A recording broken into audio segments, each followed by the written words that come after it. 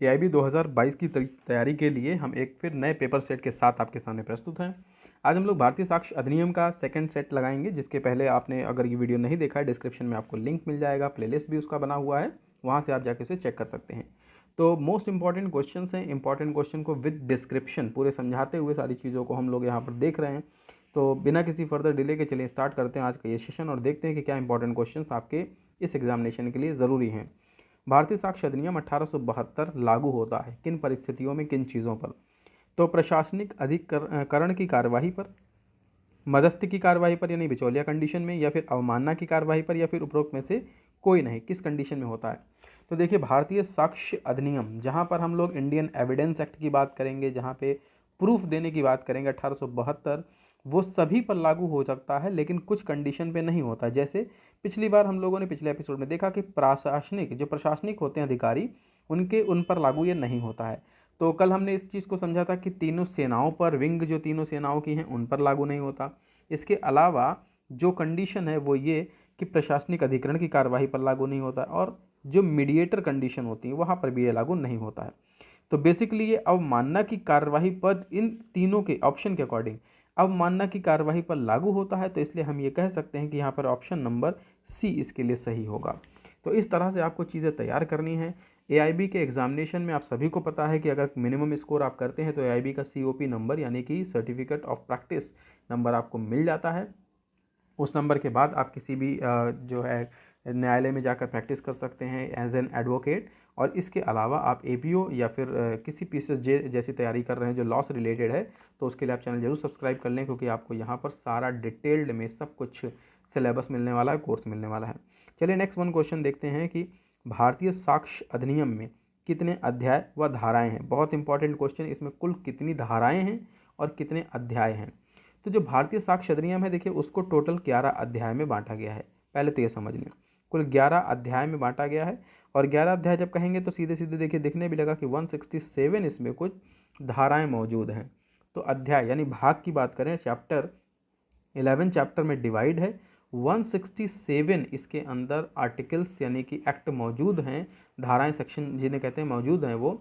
तो इसमें जो टोटल धाराएं हैं, अगर इसमें कभी ये पूछ ले सबसे छोटी अध्याय कौन सी है, तो ये भी ध्यान रखना कि जो 11वां अध्याय है उसमें सिर्फ एक ही धारा है 167, बाकी 166 तक की जो है पीछे 10 अध्यायों में बटा हुआ है। तो इस तरह से आपको ये ध्यान रखना है कि इस क्वेश्चन के लिए ऑप्शन नंबर सी यहाँ पर सही होगा। नेक्स्ट वन क्वेश्चन देखते हैं कि भारतीय साक्ष्य अधिनियम यानी इंडियन एविडेंस एक्ट में न्यायालय यानी कोर्ट जो शब्द है वो निम्नलिखित में से कौन सा नहीं आता इनमें से?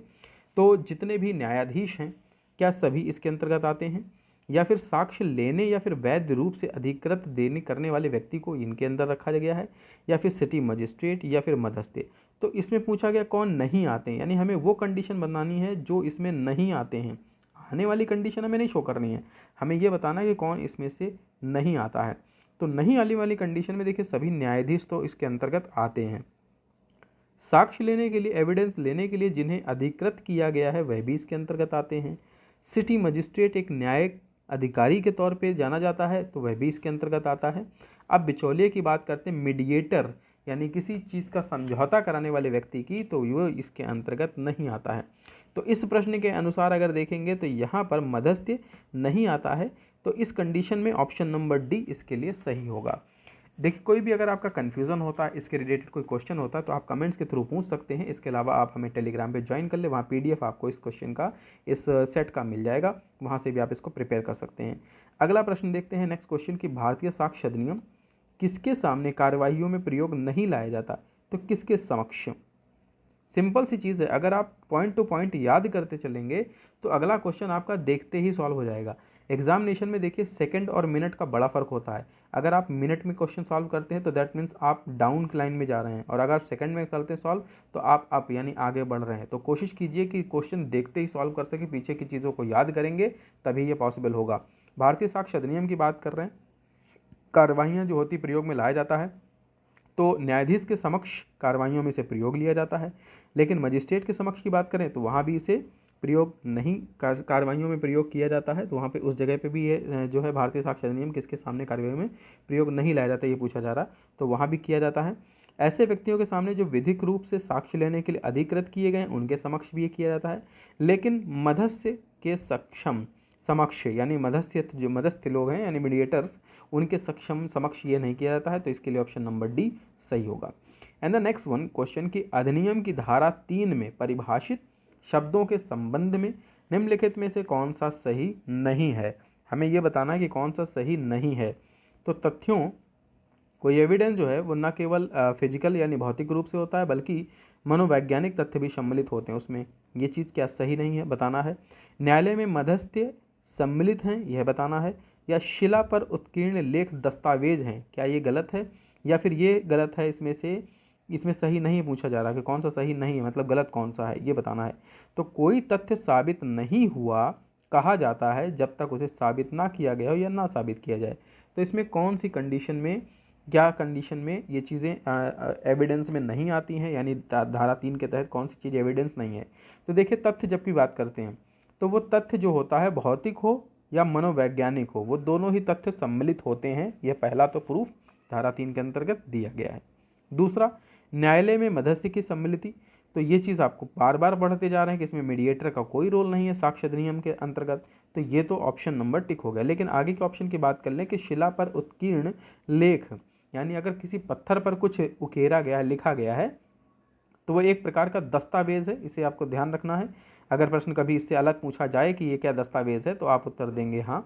फिर कोई तथ्य साबित नहीं हुआ कहा जाता है जब तक वह साबित किया ना जाए और ना साबित ही समझा जाता है। तो ये भी एक तथ्य है, यानी इसका भाग है जो इस परिभाषा में दिया गया है।